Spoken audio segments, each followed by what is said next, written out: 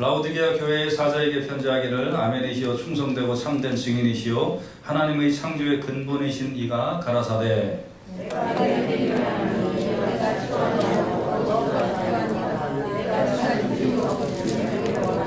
내가 이같이 미지근하여 더웁지도 아니하고 차지도 아니하니 내 입에서 너를 토하여 내치리라.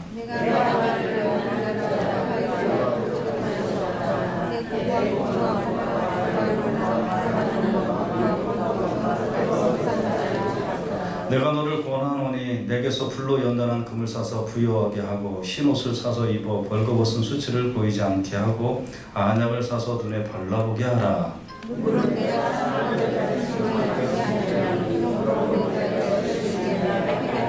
볼지어다 내가 문 밖에 서서 두드리노니 누구든지 내 음성을 듣고 문을 열면 내가 그에게로 들어가 그로 더불어 먹고 그는 나로 더불어 먹으리라.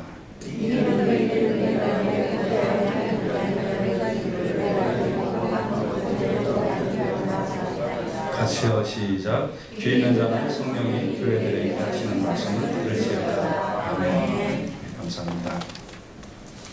오늘 라오디게아 교회에 대해서 마지막으로 이제 말씀을 드리기로 원하는데, 이 라오디게아 교회는 지금까지 우리가 두 번을 통해서 살펴봤습니다만 그 물질적인 풍요를 경험하지만 그 영적으로 굉장히 무지한 교회였죠. 교회는 그 무엇을 추구하는 곳일까요? 여러분 기도를 할 때 뭐를 기도하세요? 금나오라 뚝딱 은나오라 뚝딱으로 표현되는 그런 기도하세요, 여러분? 하나님 저에게 이거 해주시고 저거 해주시고 뭐 그럼 이제 그 기도가 잘못됐다고만은 볼 수는 없겠죠. 아예 그 정말 먹을 게 없는 사람에게 그 일용할 양식이라는 거 얼마나 중요한 거예요. 그 굶어보지 않은 사람은 이제 그 고통을 모르는 거잖아요. 근데 일용할 양식을 구한다는 것도 뭐 정말 훌륭한 기도이죠. 그렇지만 늘 우리가 우리의 기도 속에 포함되어야 될 내용이 나에게 금 주시오, 은 주시오, 내 사업 번창하게 해주시오라는, 내가 하나님을 믿고 예수 그리스도를 의지하는 이유가 물질적 풍요를 구하는 것이라면 사실은 여러분 교회에 이렇게 오지 마시고 여러분 주식 투자하세요. 주식 투자. 그러면 돈 잘 벌 수 있고요. IT 기업을 설립을 하시든지 그런 쪽에 관심을 다 갖고 노력을 하시고 머리를 잘 쓰시면 제 생각에는 기도응답보다 훨씬 효과가 있을 것 같아요. 그죠? 네. 그러니까 그쪽으로 더 나가시는 게 좋습니다. 근데 우리가 왜 교회에 오고 뭐를 찾으려고 할까요? 이거 우리가 물질 세계 너머의 역사하는 영적인 세계예요. 그렇죠? 그리고 내가 이 세상을 다 하고 나서의 어떤 영생의 문제, 그리고 나의 존재의 그 어떤 근본, 나는 누구일까? 어떻게 왔고 여기서 뭐하고 살고 이 세상을 다 살면 내가 뭘 해야 되나? 이런 어떤 근본적인 문제를 위해서 여러분들이 하나님을 만나기를 원하고 기도하는 것이고 성경을 보는 거 아니겠어요? 근데 이제 이 라오디게아 교회인들은 너무 괜찮게 사니까 근본적인 질문을 잊어버린 거예요. 그래서 여러분 어떻게 보면 영적인 세계로 나가는 그 길에 가장 방해가 되는 요소 중에 하나가 물질적 풍요더라는 거죠. 참 적당하게 궁핍하고 적당하게 가난할 때에 우리가 하나님을 더 찾더라는 거죠. 근데 이제 어떻게 보면 지금 이 시대가 물질적 풍요의 극적인 시대인 것 같아요. 유사이래를 이렇게 잘 살아본 적이 없었던 것 같아요. 근데 이제 그러다 보니까 점점 영적인 일에 관심이 없어지고 지금 좋다, 지금 마시자, 지금 놀자 뭐 이런 세상이 되어버리고 만 것 같아요. 그래서 여러분과 저는 라오디게아 교회를 바라보면서 이거는 그때 교회가 교회지 뭐 그게 아니라 이 성경 말씀은 살아있는 말씀이잖아요. 그러니까 영원토록 계속되는 말씀이잖아요. 우리가 이 모습이 나의 신앙의 모습이 아닌가. 이거를 우리가 좀 살펴보고 그리고 신앙을 제대로 갖고 예수 잘 믿는 귀한 역사가 있기를 주님의 이름으로 축원해 드립니다.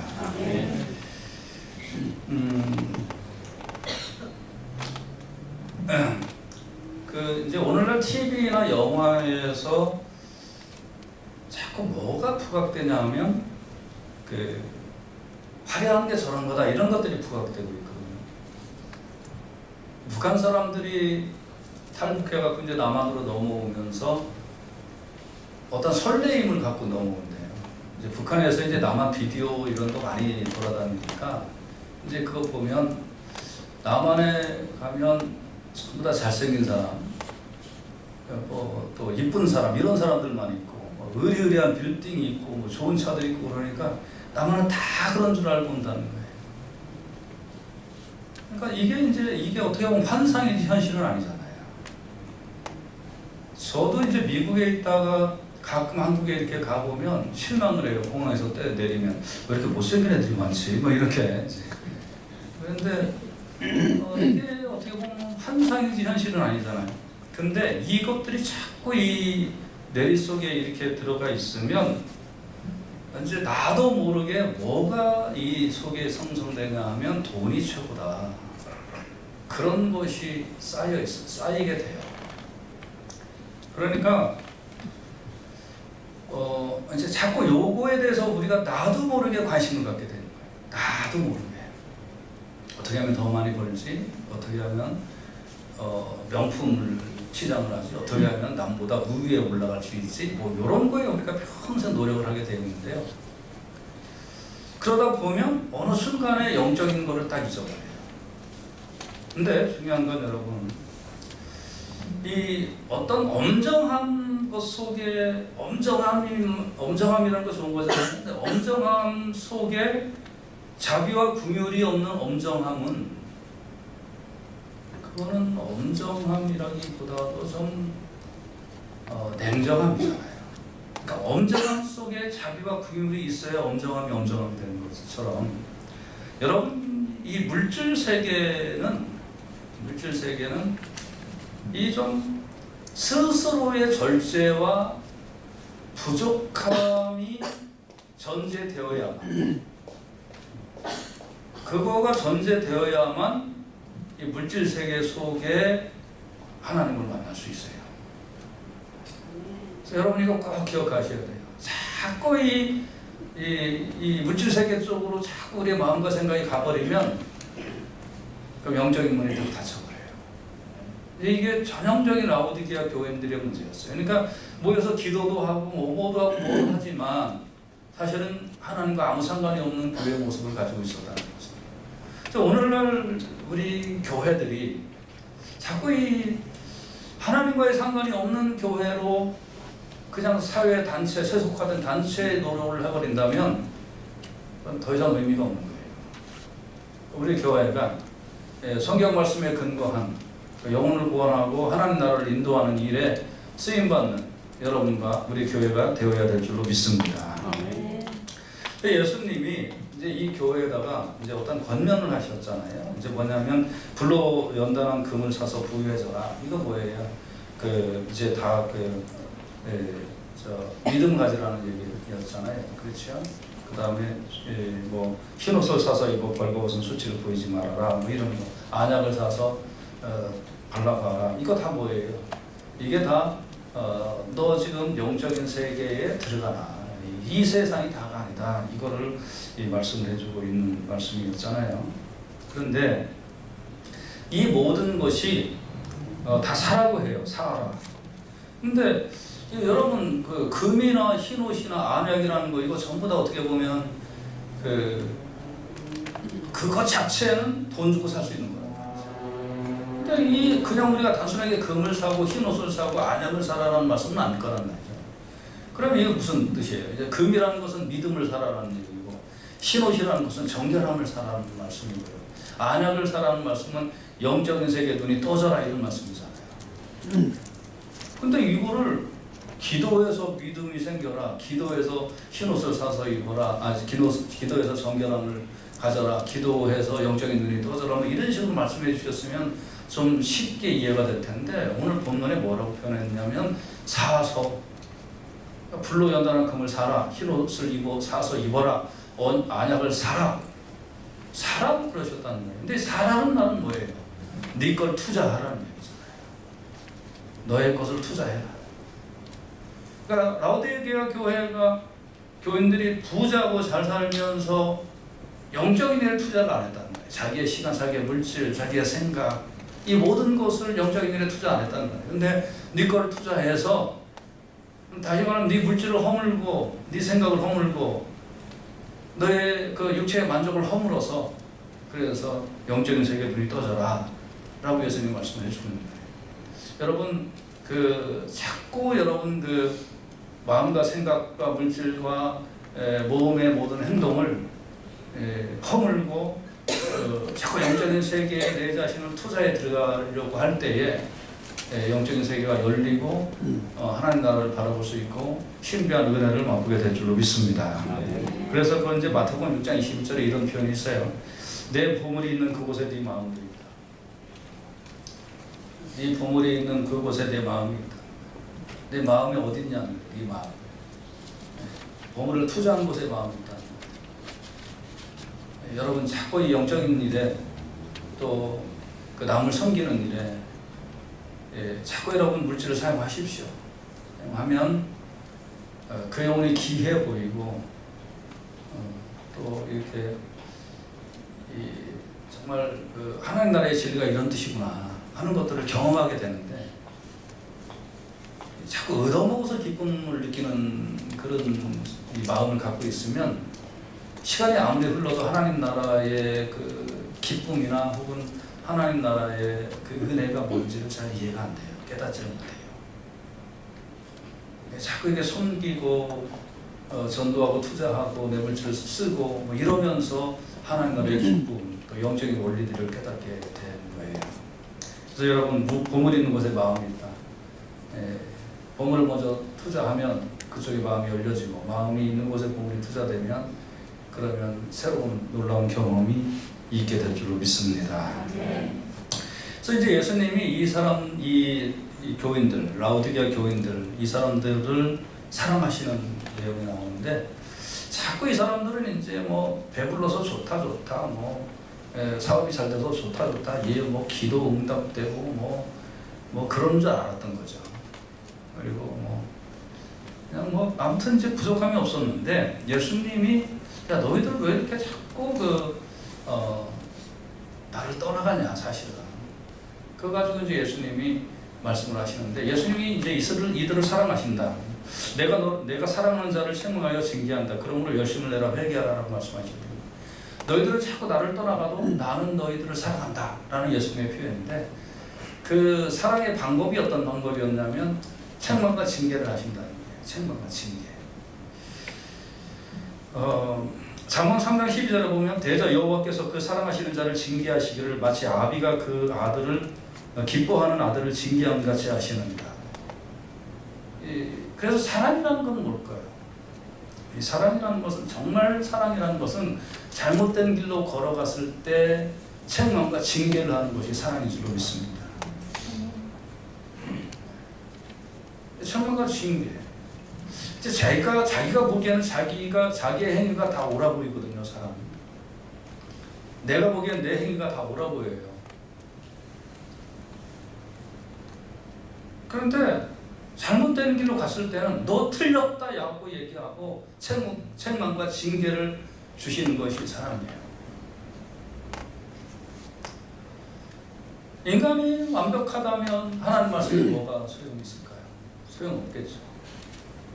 하나님 말씀을 비추어서 내가 잘못된 길을 가고 있구나 하는 걸 알아야죠. 지금 교회 설교라는 게 사실 뭘까요, 여러분? 목사가 뭐를 설교하는 걸까요? 여러 가지로 좀 말씀드릴 수 있겠습니다만, 목사의 어떤 설교의 주제는 하나님 말씀을 대언하는 거예요. 대언. 하나님 말씀을 대언하는 거예요. 그러면 하나님 말씀이 이런 뜻이다. 근데 우리 교회 성도들이 이렇게 하고 있다. 여러분 잘합니다라고 얘기하는 거예요. 그렇죠? 하나님 말씀이 이런 말씀인데, 이런 뜻인데 여러분이 이렇게 하고 있습니다. 그거 잘못한 겁니다. 제대로 하십시오 라고 하는 게 설교인 거죠. 그러니까 설교는 권면과 책망과 징계예요. 잘하는 것에 대하여 권면하고, 못하는 것에 대해서 책망과 징계를 하고. 누구의 마음으로? 하나님 마음으로. 그러니까 이게 뭘까요? 이걸 일컬어 사랑이라고 그러는 거예요. 어떤 부모가 자식이 잘못되고 있는데 잘못되어 나가는 거 뻔히 알고 있으면서 너 그래 네 하던 대로 열심히 잘해봐라, 그런 부모 어디 있어요? 없잖아요. 책망과 징계라는, 이거 사랑이라고 하잖아요. 하나님의 사랑, 책망과 징계예요. 그러니까 책망은 무슨 뜻이냐면 이 바로 보게 하다라는 거예요. 바로 보게. 바로 보게 해서 꼭 보면 삐딱한 시선 가진 사람들이 좀 있지. 이제 그럼 야 그렇게 보지 말고 이렇게 봐라 하면서 이제 바로 보게 해주는 거. 이게 책망이라는 거죠. 징계는 무슨 뜻이냐면 바른 습관을 들이게 하는 거예요. 바른 습관. 여러분, 바른 습관을 들인다는 게 얼마나 어려운지 아세요? 저도 살면서 잘못 들여놓은 습관이 엄청나게 많아요. 잘못 들여놓은 습관. 근데 이거를요, 제가 스스로는 정말 고치기 힘들어요. 어떻게 해야 돼요? 코치가 있어야 돼요. 코치. 네. 코치가 저를 맨날 잔소리해 줘야 돼요. 그렇게 하는 게 아니야, 이렇게 하는 게 아니야, 이렇게 하는 게. 그러면 그거 이제 고칠 수 있어요. 저는 골프를 안 치니까 잘 모르겠습니다. 골프도 그렇대요. 잘못된 습관 고치려면 코치가 계속 옆에서 잔소리해 줘야 되는 거예요. 애들을 옛날에 이제 좀 가르쳐 보면 공부 못하는 애들은 다 이유가 있어요. 뭐 부산하다든지, 뭐 삐딱하게 않는다든지, 뭐 아무튼 뭐 숙제를 뭐 제대로 안 하든지 받아 적지 않는다든지 다 이유가 있어요. 근데 이제 그거 선생님이 가르쳐 주는 거죠. 야, 책상 정리 이렇게 해라, 책꽂이 정리 이렇게 해라, 연필 정리 이렇게 해라. 그래서 다 부모가 가르치거나 선생님이 가르쳐 줘야 돼요. 그럼 공부 잘하게 돼 있어요. 필기 잘해라. 막 습관을 길러주는 거예요. 그러니까 징계는 뭐냐면 바른 습관을 들이는 거예요. 그래서 여러분, 교회에 들려지는 이 말씀 또 특히 그 어떤 패스토럴 미니스트리의 그 핵심은 바로 보게 하고 바른 습관을 들이게 하는 거예요. 그러니까 여러분, 이런 일들이 있을 때 이게 주님이 나에게 말씀하시는 사랑이구나로 알아들어야지. 아유, 우리 목사님은 맨날 잔소리야, 이렇게 알아듣기 시작하면 이제 큰일 나는 거예요. 서로 불편해지는 거예요. 그래서 이런 어떤 책망과 징계의 목적이 정말 이 땅에서의 만족이 아니라 하나님 나라의 기쁨과 하나님과의 동행과 성령님을 체험하는 놀라운 경험으로 이어져 나가도록 주님께서 말씀을 하신 것이고, 기록된 말씀에 의하여 목사는 성령의 도우심을 받아 여러분에게 계속 이런 말씀을 전달해 드리는 거예요. 그럴 때 여러분, 주님이 계속 여러분의 어떤 잘못된 것들을 폭로하고 책망과 징계를 주실 때 아멘하고 순종하시면 은혜와 복을 받게 될 줄로 믿습니다. 그래서 히브리서 12장 5절에는 이런 말씀이 있어요. 아들들에게 권하는 것 같이 너에게 권면하신 말씀을 잊었도다. 일러스되 내 아들아, 주의 징계하심을 경히 여기지 말며 그에게 꾸지람을 받을 때 낙심하지 말라 그랬어요. 낙심하면 안 돼요. 자꾸 이게 나를 위한 말씀이다 하고 아멘으로 화답하고 마음으로 순종하고 그리고 행동으로 따르면 놀라운 은혜와 축복을 맛보게 될 줄로 믿습니다. 그리고 이제 열심을 내라 그랬거든요. 열심을 내라. 열심이라는 건 무슨 뜻이냐면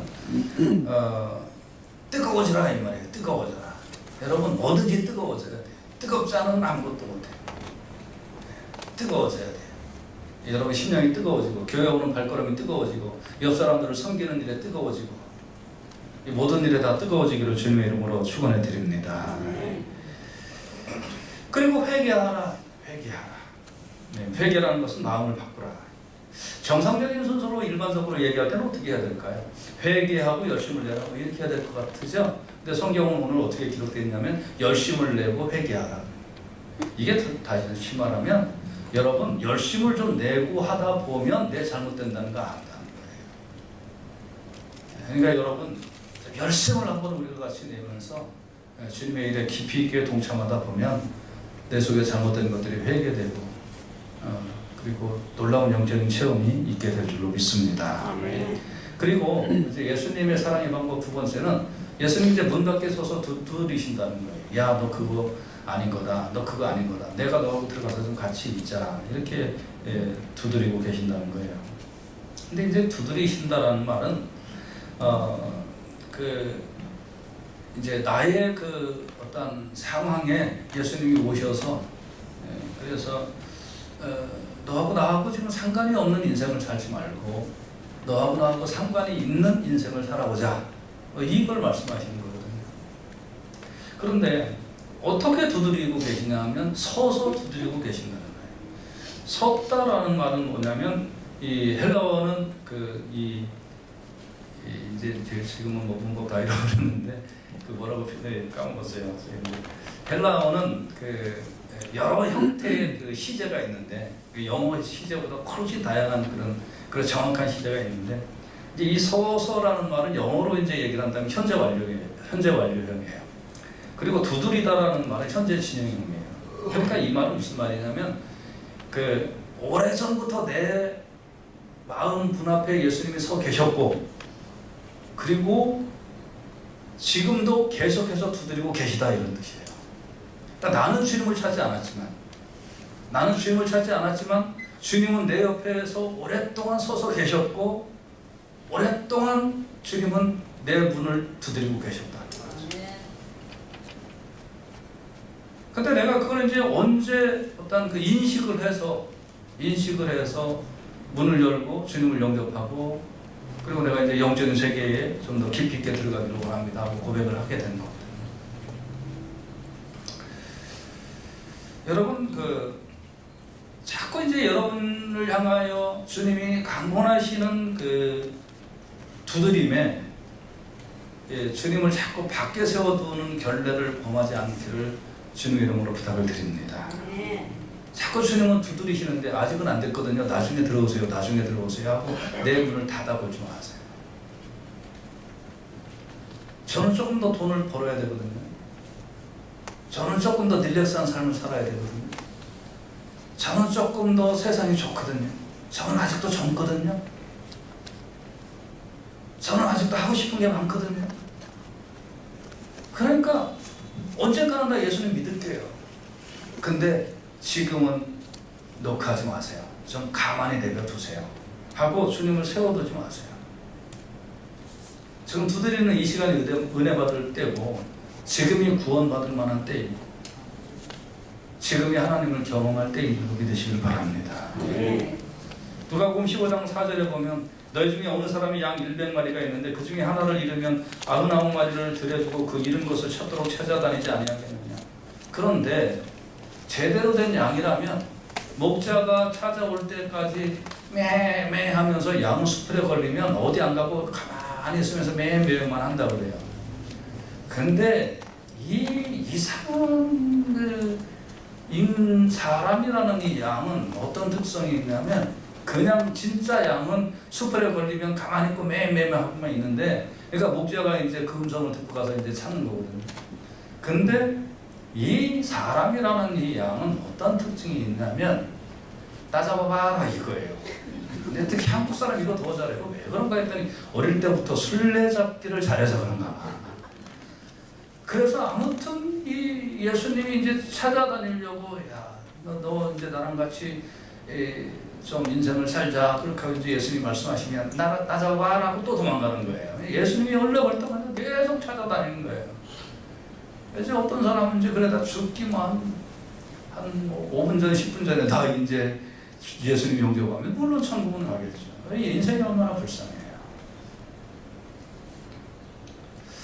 그래서 여러분 예수님이 자꾸 문을 두드릴 때 영접하시고 아, 내 물질 세계에 이게 다가 아닌데 나 이것만을 위하여 살았구나. 이거 회개하고 주님의 나라에 깊숙하게 들어가는 역사에 있기를 주님의 이름으로 축원해 드립니다. 그러려면 아까 말씀드린 것처럼 내 거 헐어야 돼요. 내 시간을 헐어야 되고요. 내 관심 이거 다 충족되지 않는 거다 하는 걸 미리 접어두고 알고 시작해야 돼요. 여러분 돈 번 거 나에게 쓰면 되지 뭘 내가 뭐 나 쓰고 살게도 부족한데 뭐 남 돌아볼 게 어딨어. 주님의 일할 거 어딨어. 이런 마음으로는 하나님 나라를 경험 못해요. 할 거 다 하고 못해요. 성경 공부도 마찬가지예요. 우리가 생명의 삶 자꾸 자원자를 받는데 우리가 한 5분의 1만 이수하셨는데 여러분 시간 내려면 다 낼 수 있어요. 안 내서 그렇죠. 나중에 할게요. 나중에 못해요. 올해도 반 지나갔는데 신청하신 거 아무도 없잖아요. 여러분 나중에 할 게 이거 아니에요. 자꾸 도망다니지 마세요. 예수님이 낙하하실 때 받아들이고 순종하세요. 그러면 은혜를 경험하게 돼요. 나를 향한 하나님의 계획이 이런 거가 있었구나. 나를 향한 그 하나님의 놀라운 관심이 이런 것이 있었구나. 문을 열면 시원한 생수가 내 안에 들어오게 될 줄로 믿으시기를 바랍니다. 이렇게 두드리는 예수님의 음성을 듣고 문을 열면 예수님이 그에게로 들어가서 그로 더불어 먹고 그는 예수님과 더불어 먹게 된다라고 예수님 말씀하시는 거죠. 마가복음 2장 16절에 보면 바리새인의 서기관들이 예수께서 죄인과 세리들과 함께 잡수시는 것을 보고 그 제자들에게 이르되 어찌하여 세리와 죄인들과 함께 먹는가라고 말씀하셨거든요. 그럼 이 말은 무슨 뜻이냐면 예수님은 세리와 죄인들과 같이 먹기를 원하신다. 다시 말하면 여러분과 저 같은 사람과 예수님은 그 같이 한 식구가 되기를 원하신다는 거예요. 따로따로의 인생을 살지 말고 예수님과 같은 인생을 살기를 원하신다는 거예요. 이때 여러분 왜 자꾸 귀찮게 내 삶을 방해하느냐고 나 좋은 대로 살 테니까 간섭하지 말라고 이렇게 외치지 마세요. 문을 닫아 걸지 마세요. 주님의 음성에 순종하셔서 주님과 한 살림을 차리세요. 이것이 은혜이고 기쁨이줄로 꼭 깨달으시기를 주님의 이름으로 축원해 드립니다. 그래서 예수님이 이제 이런 사람에게 어떤 약속을 해주시는데 그 약속은 어떤 약속을 해주시냐면 이기는 그에게는 내가 내 보좌에 함께 앉게 하여 주기를 내가 이기고 아버지 보좌에 함께 앉은 것 같이 하리라 라고 말씀하셨어요. 그러면 이긴다는 게 뭘까요? 이긴다는 거. 이긴다는 거. 여기서 이긴다는 거 무슨 뜻이냐면 라오디게아 교인들은 물질적인 풍요가 다인 줄 알았잖아요. 나는 부유하다, 나는 뭐 부족한 게 없다라고 그랬잖아요. 돈 잘 벌면 됐지 뭐 더 할 게 뭐 있어 이런 세상이었잖아요. 여러분 혹시 그 자녀들 중에 아직 결혼 안 한 자녀들 있으면 어떤 배우자를 원하세요? 예수 안 믿고 돈 잘 벌고 능력 있는 사람 원하세요? 예수 잘 믿는데 찌질이 가난하고 그런 사람. 만약에 그 둘 중에 하나 있다면 누구한테 시집 가라, 누구한테 장가 가라 그렇게 얘기하시겠어요? 솔직히 얘기해 보세요. 여러분의 정말 가치가 어디 있는지, 여러분의 정말 기준점이 어디 있는지. 근데 이제 이 라오디게아 교인들은 물질적인 만족이 영원한 거고 그것이 최고이다라고 그렇게 믿었던 사람들이잖아요. 그런데 여기에 어떤 형태를 가졌냐면 그냥 교회에 와서 예배는 드릴게 라는 사람들이었거든요. 더 이상 나한테 간섭하지 마라. 더 이상 나의 가치관을 성경 말씀대로 그렇게 바꾸려고 하지 마라. 나의 인생을 바꾸려고 하지 마라. 난 너무 행복하고 너무 잘 나가서 너무 기쁘다.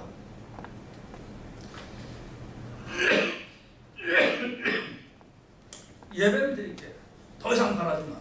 뭐 이런 형태의 어떤 교인들이었거든요. 그런 교회였거든요. 그러니까 이 사람들이 이제 나가서 돈 버는 모습은 거룩하고 아무 상관이 없는 거죠.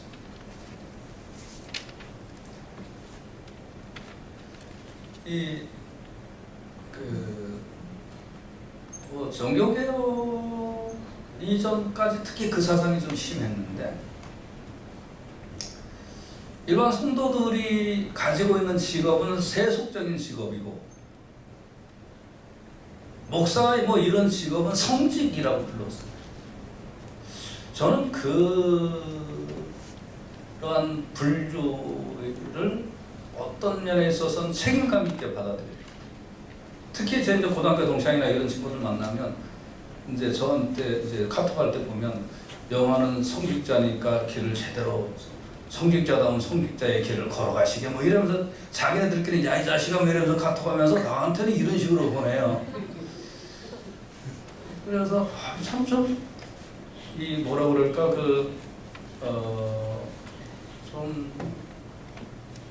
이게 이 책임감과 이 어떤 어깨 무거움과 이런 것들에 대한 부담감이 있다는 거 좋은 거예요.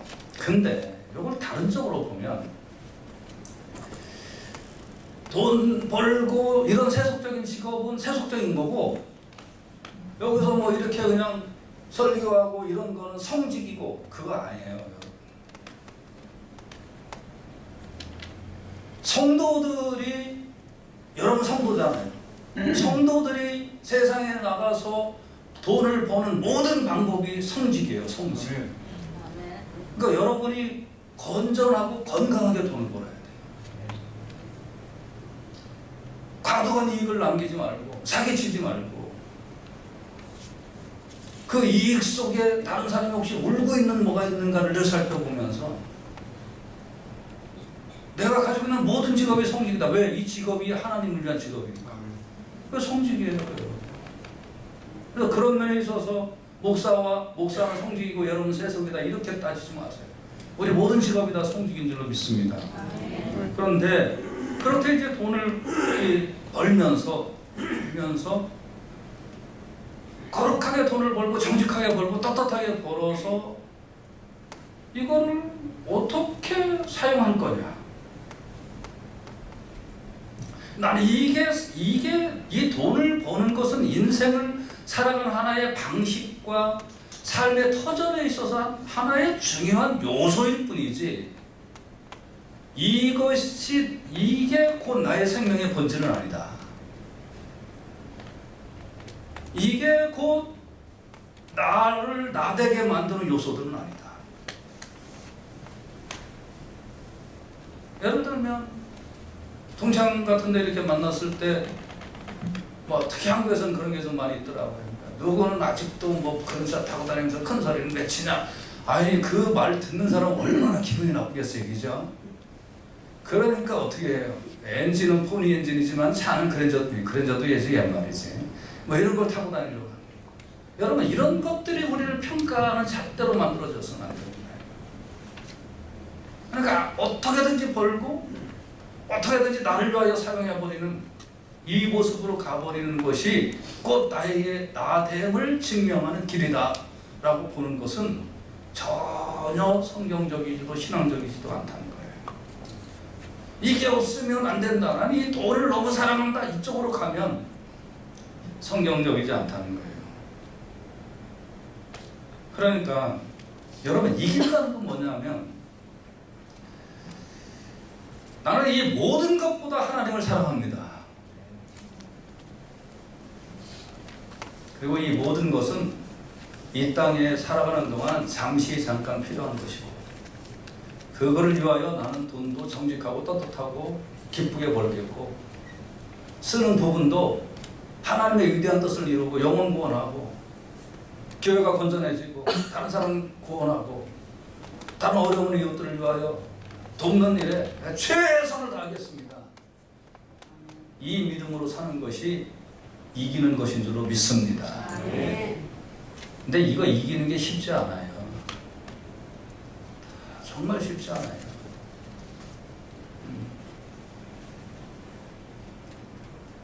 가끔 이제 우리 사람들 만나 그러면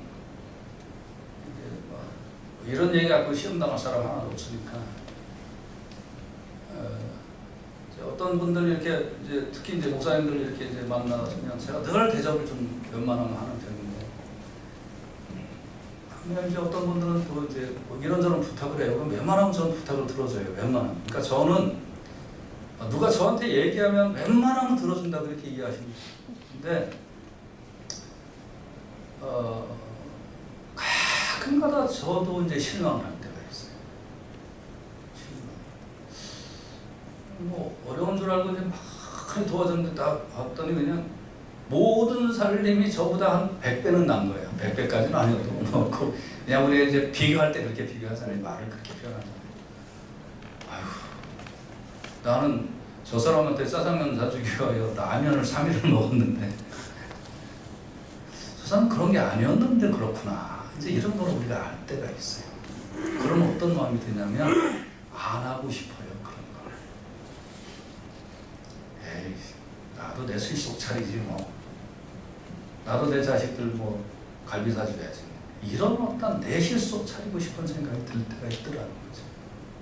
근데 그런 생각이 들 때 주님, 제가 이 모든 것보다 이거 내가 사랑하지 말라는 하나님의 뜻을 다시 새기는 기회를 주신 줄로 믿습니다 하고 이기고 넘어가셔야 가능한 줄로 믿습니다. 그렇지 않고 마음 닫아버리기 시작하잖아요. 그럼 한두 끝도 없이 닫아져요. 이렇게.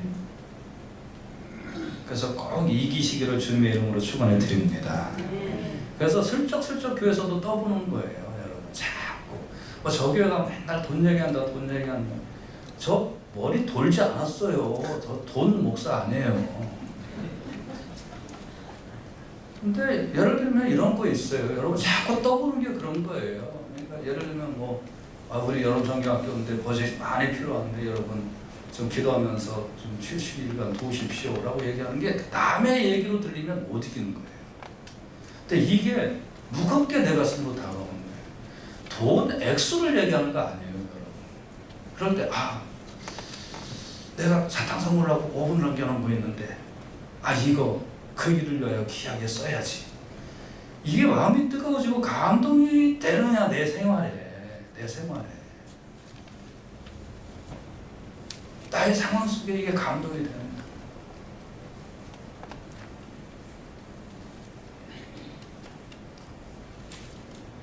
정말 어떤 선교사의 울으면서 들을 수밖에 없는 그런 이야기들이 내 속에 들려졌을 때 그냥 나도 그냥 울고 나오는 것이 끝이냐, 아니면 선교사님 이거 가지고 귀한 일에 쓰십시오라고 5불 10불이라도 나의 뜨거워짐이 전달되는 행동이 나오느냐, 이게 이기는 거예요. 이게 은혜 많이 받았어요 하고 눈물 폴폴 흘리고 그거 이기는 거 아닙니다, 여러분. 그래서 어떻게 하라고. 그러니까 여기서 오늘 라오디게아 교회에 주시는 명확한 말씀은 뭐냐면 정말 네가 이 모든 상황 속에 나를 사랑합니다. 네가 가진 걸 헐어낼 수 있느냐.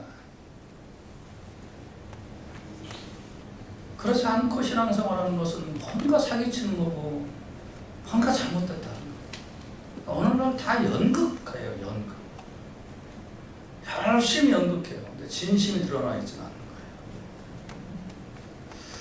이제 말씀의 결론이 이기는 자에게 어떤 축복을 주냐면 내가 내 보좌에 함께 하여 주기를 내가 이기고 아버지의 보좌에 함께 하는 것 같다. 이 말은 뭐냐면 너 진심으로 이 모든 것보다 하나님 나라를 사모하고 이 모든 것보다 네가 가진 모든 것보다 네가 복음이 좋고 영적인 세계에 네가 열리기를 소원하느냐, 그러면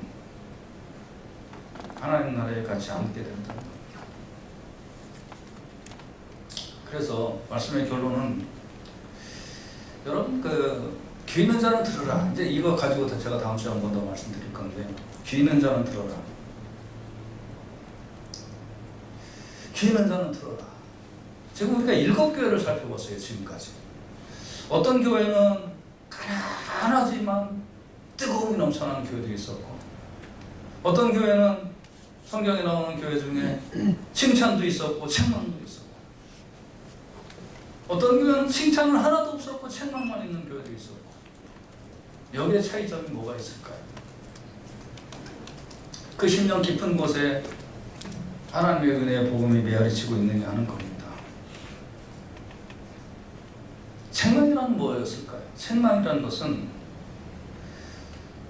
하나님을 참견한 것도 아니고 부인한 것도 아니고 어정쩡한 신앙 태도에서 교회 마당만 밟고 다니는 신앙 태도, 이것이 책망의 조건이었다는 거예요. 특히 라오디게아 덥지도 않고 차지도 않고,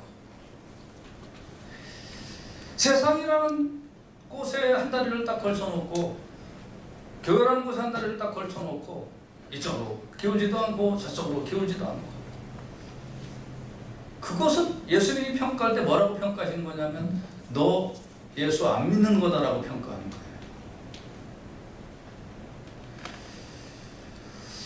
마태복음 22장 37절에 예수께서 가라사대 네 마음을 다하고 목숨을 다하고 뜻을 다하여 주 너희 하나님을 사랑하라. 이게 우리의 삶 속에 실천되고 있느냐 하는 겁니다. 이걸 제일 많이 방해하는 것이 여러분과 제가 추구하고자 하는 돈의 풍요함이었다는 거예요. 그래서 뭐라고 말씀하시냐면 마태복음 19장 21절에서 22절에 보면 예수께서 가라사대 네가 운전하고자 할진대 가서 네 소유를 팔아 가난한 자들을 주라. 그리하면 하늘에서 보화가 내게 있으리라. 그리고 와서 나를 좇으라 하시니 그 청년이 재물이 많은 거로 이 말씀을 듣고 근심하며 갔다. 그러면 이런 성경에 이런 내용들이 좀 없고 야, 네 행복을 추구하는 것이 나도 좋다. 아니 여러분, 저도 자식을 좀 길러봐서 알지만 애가 막 기쁘고 행복하다 그러면 저도 되게 기쁘고 행복해요. 근데 하나님이 아버지신데 내가 돈 많이 벌고 그리고 막 신난다, 너무 좋다, 뭐냐, 그냥 작은 집 팔고 큰 집 사고 큰 집 팔고 더 큰 집 사고 막 그냥 돈으로 그냥 도배를 해놓고 뭐 이러고 난 너무 행복해라고 하면 하나님도 좀 행복해 주셔야 되는 거 아니에요? 근데 성경에서 그렇게 얘기하고 있지 않습니다. 성경의 많은 부분에 경고하고 우리에게 너 잘못됐다라고 그렇게 표현하고 있는 게 뭐냐면 너 물질적인 가치관, 특히 돈으로 대변되는 이 모든 거, 그거 네가 헐어내지 아니하면, 마음과 생각 속이라도 그거 헐어내지 아니하면 너 하나님 나라를 맛보지 못할 거야 라고 말씀해주고 있잖아요. 마태복음 19장 21절에서 22절에 이 돈 많은 청년, 내가 율법 다 지켰습니다 그럴 때, 야 너 부족한 거 있다, 너 율법 다 지켰다며, 그런데 네 소유를 팔아서 가난한 자들에게 나눠주고 그리고 와서 나를 쫓으라고 하니까 근심하며 갔는데, 여기에 키포인트가 하나 있어요. 뭐냐면 그러면 하늘에서 보화가 내게 있으리라. 그러니까 이 청년은 뭐를 생각 못했냐면 하늘에서 보화가 나에게 있든지 없든지 나 그거 I don't care. 이 땅에서 내 보화 많은 거, 나고 행복한 거. 그러니까 그거 못하고 근심하고 갔다는 거예요. 여러분, 성경은 이 땅에서의 행복과 이 땅에서의 잘됨을 얘기하고 있지 않아요. 오히려 그건 불행이라고 얘기하고 있어요. 하나님 없는 부유함, 하나님 없는 잘됨, 예수 그리스도의 그 어떤 심장을 내가 느끼지 못하는 상황에서 짐승 같은 모습에서 부유함과 잘됨은 그게 축복이 아니라 저주라고 말하고 있는 거예요. 그러니까 이 청년은 그렇게 하고 가버렸잖아요. 그러면 이 상황에서 이제 우리가 둘 중에 하나 생각해야 된다는 거예요. 그러면 돈을 포기해야 되냐, 하나님을 포기해야 되냐, 이 물음을 우리가 하게 된다면 나 죽어도 하나님입니다. 이게 신앙이라는 거예요. 그러면 갈등이 생겨요. 그 예수 믿으면 지질하게 가난하게 살라는 말인가? 예수 믿으면 무슨 병들고 아프고 맨날 그냥 눈물 흘리고 바지나 찢어진 바지나 입고 다니고 그렇게 하는 말이에요. 요새는 또 그것도 찢어진 바지도 유행이더만.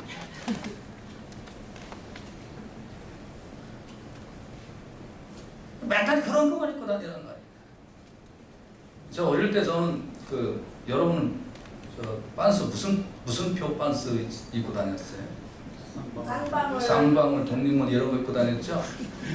예, 저는 어릴 때 제 반스 표가 강력분이었어요. 강력분. 밀가루 이렇게 잘라가지고 밀가루 포대갖고 그거 이제 난 반스 그 표가 강력분인 줄 알았어요. 제 반스는 강력분 반스야. 곰표 강력분. 이게 이해가 되는 사람은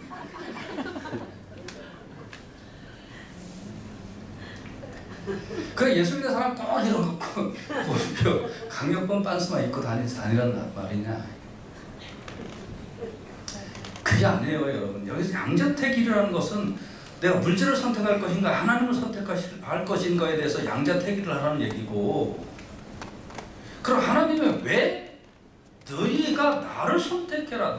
돈이 너에게 유익을 주지도 않고 돈이 너에게 영생을 주지도 않고 돈이 너에게 행복을 주지도 않는다. 그건 삶을 살아갈 때 그냥 잠깐 필요한 것뿐이다라는 걸 인식을 하고, 뭐를 택할 때 나를 먼저 택하라고 하나님은 왜 말씀을 하시냐? 그 이유가 있는 거예요. 부모가 자식에게 용돈을 주는데 너 아빠가 좋아? 아빠가 지금 주는 100불이 좋아? 그런데 자식이 아빠 필요 없고 100불이 좋아. 그러면 어떻게 할까요? 야 이놈의 자식 안 줘! 그리고 그냥 한 대 두드러 패고 그 이제 저는 못돼서 이제 그런 표현을 하는 건지 모르겠습니다만 아무튼 이 나쁜 놈아 그럴 거 아니에요. 이 녀석이 가정교육이 잘못했구만. 100불이 좋아가 아니라 나 하나님이 좋아해, 나 아빠가 좋아해. 이게 정상적인 거잖아요. 이걸 정상으로 살아라. 그리고 왜 그렇게 하느냐? 왜 나는 하나님이 좋습니다, 하나님을 선택합니다, 이 신앙으로 우리가 가야 되느냐? 그리고 아빠가 100불 줬지 어제? 네. 근데 아빠 지금 돈이 필요한데 너 30분만 아빠한테 줄래? 그러면 싫어요, 없어요, 왜 뺏어가요? 뭐 이러면 아빠가 야 이놈아, 야 너 다시는 안 줘.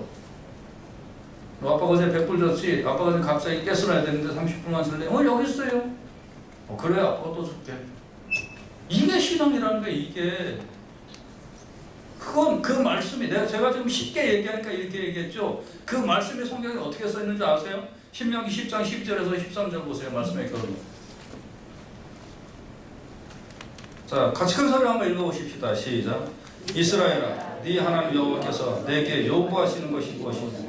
곧 내 하나님 여호와를 경외하여 그 모든 도를 행하고 그를 사랑하며 마음을 다하고 성품을 다하여 네 하나님 여호와를 섬기고 내가 오늘날 네 행복을 위하여 네게 명하는 여호와의 명령과 규례를 지킬 것이 아니냐. 아멘. 이 말씀으로 가는 것이 신앙이라는 겁니다. 다시 말씀 정리하고 마칠게요. 여러분, 이 세상에 살면서 돈 다 필요합니다. 물질 다 필요합니다. 열심히 버세요. 건강하게 벌고 깨끗하게 벌고 성실하게 해서 버세요. 그것 때문에 난 주님의 일도 못하겠고, 그것 때문에 나는 영혼을 사랑하도 못하겠고, 그것 때문에 나는 하나님 나라도 관심 없고, 그것 때문에 나는 교회 일도 못하겠고, 돈 버는 일 때문에 나는 세상 모든 거 다 못해요. 이게 나에게 최고예요. 이런 인생은 불행한 인생이에요. 오히려 적절하게 결핍을 느끼며 나는 이 모든 것보다 하나님 나라가 우선이에요. 나는 이 모든 것보다 주님 앞에 순종하는 게 우선이에요. 나는 이 모든 것보다 성도 사랑하고 영혼 사랑하는 게 우선이에요. 하면서 주님 앞에 무릎을 꿇으세요. 결론적으로 내 마음에 돈을 만지작만지작거리면서 결정을 할 때 할 일이 수없이 하루에도 반복하는데 그때 나는 돈을 사랑하는 게 아니라 하나님 사랑하니까요. 나 이거 아낌없이 쓸 수 있어요. 하나님 뜻 외에. 하나님이 원하시는 일 아낌없이 쓸 수 있어요. 이렇게 여러분이 순종하기 시작을 하면 그 결론이 뭐냐면 왜 하나님 왜 이렇게 자꾸 말씀을 하시느냐.